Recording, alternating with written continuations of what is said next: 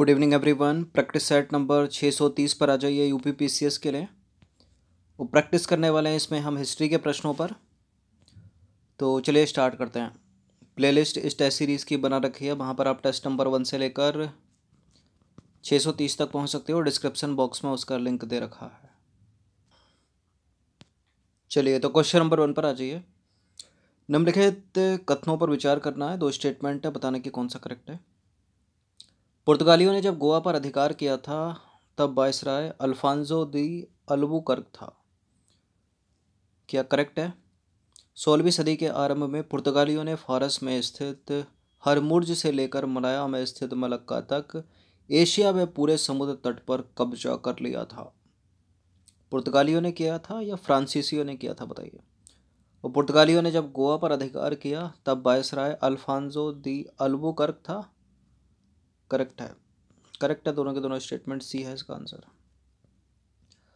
तो देखिए, यूरोपीय व्यापारिक शक्तियों में पुर्तगाली कंपनी ने भारत में सबसे पहले प्रवेश किया और भारत के लिए नए समुद्री मार्ग की खोज पुर्तगाली व्यापारी वास्को डी गामा ने 17 मई 1498 को भारत के पश्चिमी तट पर अवस्थित कालीकट बंदरगाह पर पहुंचकर की थी। देखिए, पुर्तगालियों ने 1510 में गोवा पर अधिकार कर लिया। उस समय वायसराय अल्फांसो दी अल्बुकर्क था। ठीक है। इस समय फारस की खाड़ी में स्थित हरमुर्ज से लेकर मलाया में स्थित मलक्का और इंडोनेशिया के जो स्पाइस आइलैंड है, ठीक है, वहाँ तक एशिया के पूरे समुद्र तट पर पुर्तगालियों ने अपना अधिकार जमा लिया था। क्वेश्चन नंबर 2 पर आ जाइए। निम्नलिखित में से कौन अपने को समुद्रों का स्वामी कहते थे? कौन थे वो? फ्रांसीसी थे, पुर्तगाली थे, डच थे या अंग्रेज थे? समुद्रों का स्वामी कहते थे खुद को, पुर्तगाली थे वो। तो पुर्तगाली सबसे पहले भारत पहुंचे। बाकी सभी कंपनियां प्रारंभ में जो है भारत ना आकर दक्षिण पूर्व एशिया की ओर चली गईं। पुर्तगाली अपने को समुद्रों का स्वामी कहते थे। क्वेश्चन नंबर 3 पर आ जाइए। निम्नलिखित में से कौन सा कथन पुर्तगाली कंपनी के संदर्भ में या पुर्तगीज कंपनी के संदर्भ में सही है? और 3 स्टेटमेंट है यहाँ पर। पहला है, बार्थोलो म्यूडियाज ने 1488 में केप ऑफ गुड होप तक की यात्रा की। दूसरा स्टेटमेंट है, 17 मई 1498 को पुर्तगाल का वास्को डी गामा एक गुजराती पथ प्रदर्शक का नाम क्या था? अब्दुल मनीद के साथ केरल के कालीकट नामक स्थान पर पहुंचा और 1502 में वास्को डी गामा पुनः भारत आया। कोई बात सत्य है इनमें? देखिए, दूसरा वाला तो करेक्ट है बिल्कुल। वास्को डी गामा 17 मई 1498 को भारत की खोज की उसने। ठीक है। केरल के कालीकट नामक स्थान पर पहुंचा था। उसका पथ प्रदर्शक कर रहा था गुजरात का अब्दुल मनीद। वो पहला स्टेटमेंट भी करेक्ट है। करेक्ट है। ठीक है। 1488 में, यानी 10 साल पहले वास्को डी गामा के भारत आने से पहले केप ऑफ गुड होप की यात्रा की थी। किसने? बार्थोलो म्यूडियाज ने। ये तीनों के तीनों स्टेटमेंट यहाँ करेक्ट हो जाते हैं, तो उपरोक्त सभी डी है इसका आंसर। तो देखिए, नए रास्ते की खोज में सबसे पहले, ठीक है, पुर्तगालियों ने जो है प्रयास किए और बार्थोलोम्यू डियाज ने 1488 में केप ऑफ गुड होप, ठीक है, तक की यात्रा की थी। और 17 मई 1498 को पुर्तगाल का वास्को डी गामा एक गुजराती पथ प्रदर्शक अब्दुल मनीद के साथ केरल के कालीकट में कप्पकडापू नामक स्थान पर पहुंचा था। ठीक है। और यहाँ के शासक, जिनकी पैतृक उपाधि जमोरिन थी, उन्होंने जो है उसका स्वागत किया था और 1502 में वास्को डी गामा पुनः भारत आया था। क्वेश्चन नंबर 4 पर आ जाइए। भारत में पुर्तगाली फैक्ट्रियों के संदर्भ में सूची 1 को सूची 2 के साथ मिलान करते हुए अवशिष्ट उत्तर का चयन करना। सूची 1, सूची 2। तो पुर्तगालियों ने जो है कहाँ कहाँ बसाया, बताइए खुद को। 1503 में कहाँ पर, और 1505 में कहाँ, 1510 में कहाँ, 1511 में कहाँ पर? देखिए, 1503 में सबसे पहले कोचीन में। ठीक है। तो 1 का हो जाएगा 4। और 1505 में कन्नूर में, 1510 में गोवा पर अधिकार कर लिया और 1511 में मलक्का। तो एक का 4 है और 2 का 3 है। 1 का 4 है और 2 का 3 है, देखते हैं किसमें है।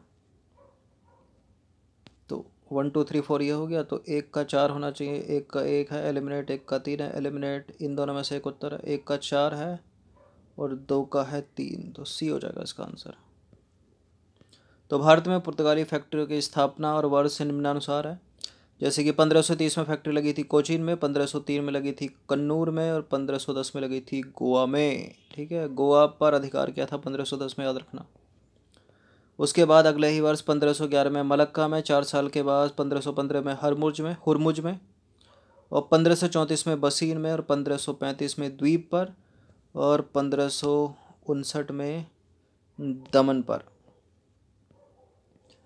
क्वेश्चन नंबर 5 पर आ जाइए। भारत में यूरोपीय शक्तियों के प्रवेश के संदर्भ में निम्नलिखित में से कोई एक स्टेटमेंट गलत है। पहला स्टेटमेंट है पुर्तगालियों ने 1499 में गोवा पर कब्जा किया था। वो पहला ही गलत है, अभी तो पता चला ऊपर 1510 में किया था। अंग्रेजों ने अपना पहला कारखाना दक्षिण भारत में मछलीपट्टनम में लगाया था। करेक्ट है। पूर्वी भारत में अंग्रेजों ने 1633 में उड़ीसा में पहला कारखाना लगाया था। ठीक है, अंग्रेजों ने, ये भी सही है।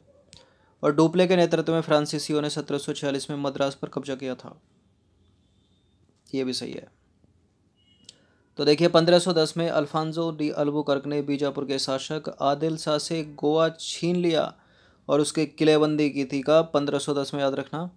पूर्वी भारत में अंग्रेजी कंपनी ने 1633 में उड़ीसा में पहला कारखाना लगाया था और डुप्ले के नेतृत्व में फ्रांसीसियों ने 1746 में मद्रास पर कब्जा कर लिया था। प्रश्न क्रमांक संख्या 6 पर आ जाइए। इंपॉर्टेंट प्रश्न। भारत में पुर्तगीज शक्ति का वास्तविक संस्थापक किसे माना जाता है? किसको माना जाता है पुर्तगाली शक्ति का वास्तविक संस्थापक भारत में? अल्फांसो डी अल्बुकर्क या Nuno da Cunha? Alfonso de Albuquerque. तो देखिए अल्फांसो डी अल्बुकर्क भारत में पुर्तगीज शक्ति का वास्तविक संस्थापक माना जाता है। 1510 में उसने बीजापुर के शासक आदिल शाह से गोवा छीन लिया और उसकी किलेबंदी कर दी। और देखिए अगले ही वर्ष 1511 में दक्षिण पूर्व एशिया की महत्वपूर्ण मंडी मलक्का पर अधिकार किया पुर्तगालियों ने और फारस की खाड़ी के मुख पर स्थित हुरमुर्ज पर कब्जा किया 1515 में पुर्तगालियों ने। नीले पानी की नीति यानी ब्लू वाटर पॉलिसी का संबंध किस पुर्तगाली गवर्नर से है? ये प्रश्न बहुत सारे कॉम्पिटिटिव एग्जाम में कई बार पूछा गया है। ठीक है, चाहे बैंक हो, एसएससी हो, स्टेट पीसीएस हो, अपर लोअर कुछ भी। तो कौन था blue water policy? Francis de Almeida. ठीक है, ऑप्शन नंबर सी। तो वास्को डी गामा के द्वारा वापस जाने के बाद, ठीक है, फ्रांसिस डी अल्मीडा को भारत में प्रथम पुर्तगीज गवर्नर बनाया गया और इसने व्यापार पर मूलतः जोर दिया। इसकी नीले पानी की नीति, ठीक है, यानी शांति जल नीति, इसके नीले पानी की नीति, सॉरी, इसकी नीति को नीले पानी की नीति कहा जाता है, यानी शांति जल नीति। अल्मीडा का 1508 ईस्वी में मिस्र, टर्की, गुजरात और अरबी के संयुक्त बेड़े से युद्ध हुआ। क्लियर। क्वेश्चन नंबर 8 पर आ जाइए। 16वीं सदी के यूरोपीय व्यापारिक कंपनियों के संघर्ष के संबंध में कौन सा कथन सही है? चलिए, पहला स्टेटमेंट है इंग्लैंड, हॉलैंड और फ्रांस जैसे व्यापारिक देशों ने विश्व व्यापार पर स्पेनी और पुर्तगाली एकाधिकार के खिलाफ कड़ा संघर्ष छेड़ दिया। डचों की दिलचस्पी भारत में नहीं बल्कि इंडोनेशिया के मसालों के द्वीपों पर थी। ठीक है, इंडोनेशिया के मसालों के द्वीपों पर थी। किनकी? डचों की दिलचस्पी। भारत, श्रीलंका और मलाया के व्यापार पर अंग्रेजों ने अधिकार जमा लिया और इस सदी के उत्तरार्ध में इंडोनेशिया के व्यापार पर फ्रांस का अधिकार स्थापित हो गया। बताइए, एक पक्का गलत है।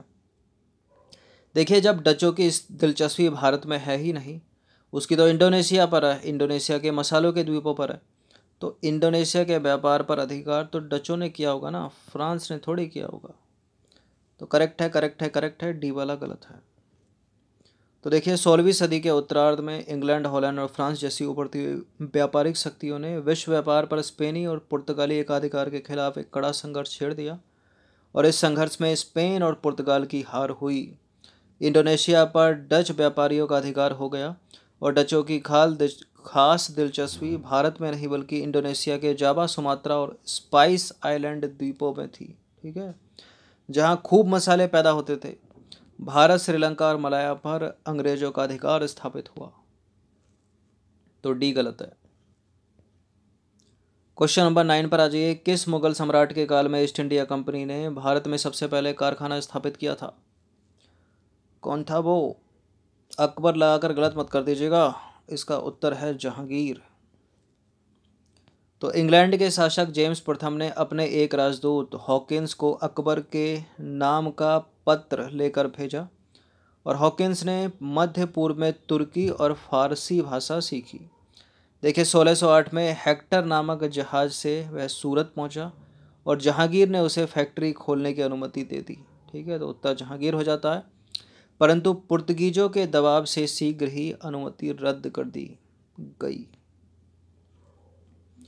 क्वेश्चन नंबर 10 पर आ जाइए। ईस्ट इंडिया कंपनी ने अपनी पहली फैक्ट्री को किस स्थान पर स्थापित किया था? प्रश्न कई तरह से पूछे जाते हैं। ठीक है, अंग्रेजों ने कहा, डच आए उन्होंने कहा, पुर्तगालियों ने कहा, फ्रांसीसियों ने कहा। तो अंग्रेजों की बात हो रही है। ईस्ट इंडिया कंपनी, ठीक है, सूरत में सबसे पहले। सूरत कहाँ पर? गुजरात में, यानी पश्चिमी भारत हो गया। तो देखिए दिसंबर 1600 में महारानी एलिजाबेथ ने एक रॉयल चार्टर के द्वारा ईस्ट इंडिया कंपनी को पूर्व से व्यापार करने का एक अधिकार दे दिया और 1613 में इस कंपनी ने भारत के पश्चिमी तट पर सूरत में एक फैक्ट्री खोली। क्वेश्चन नंबर 11 पर आ जाइए। निम्नलिखित कथनों पर विचार करेंगे, दो स्टेटमेंट के साथ बताइए कौन सा गलत होगा। अंग्रेजों ने दक्षिण भारत में अपनी पहली फैक्ट्री कोचीन में स्थापित की थी और अंग्रेजों ने बम्बई को फ्रांसीसियों से प्राप्त किया था। देखिए अंग्रेजों ने बम्बई को फ्रांसीसियों से नहीं बल्कि पुर्तगालियों से प्राप्त किया था और कोचीन नहीं थी। अंग्रेजों की दक्षिण भारत में पहली फैक्ट्री मसूलीपट्टनम थी। तो दोनों के दोनों गलत हैं, सी है इसका आंसर। तो देखिए अंग्रेजों ने दक्षिण भारत में अपनी पहली फैक्ट्री मसूलीपट्टनम में 1611 में स्थापित की। इंग्लैंड के चार्ल्स द्वितीय ने एक पुर्तगाली राजकुमारी से शादी की तो पुर्तगालियों ने उसे बम्बई दहेज में दे दिया और बम्बई के रूप में अंग्रेजों को एक बड़ा और आसानी से रक्षा कर सकने वाला बंदरगाह प्राप्त हो गया।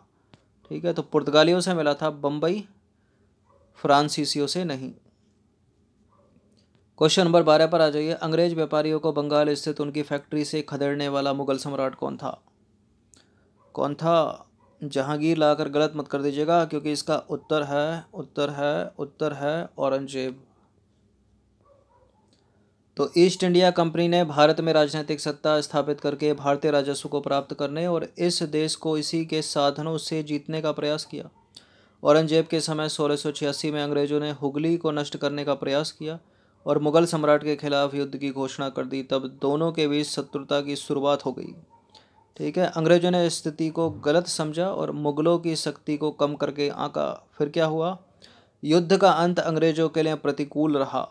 ठीक है, उन्होंने बंगाल स्थित उनकी फैक्ट्रियों से खदेड़ दिया गया और उन्हें गंगा नदी के मुहाने पर एक द्वीप में शरण लेनी पड़ी। नेक्स्ट क्वेश्चन पर आ जाइए। क्वेश्चन नंबर 13 है। 16वीं और 17वीं सदी में ईस्ट इंडिया कंपनी के द्वारा स्थापित फैक्ट्री के संबंध में कौन सा कथन सही है?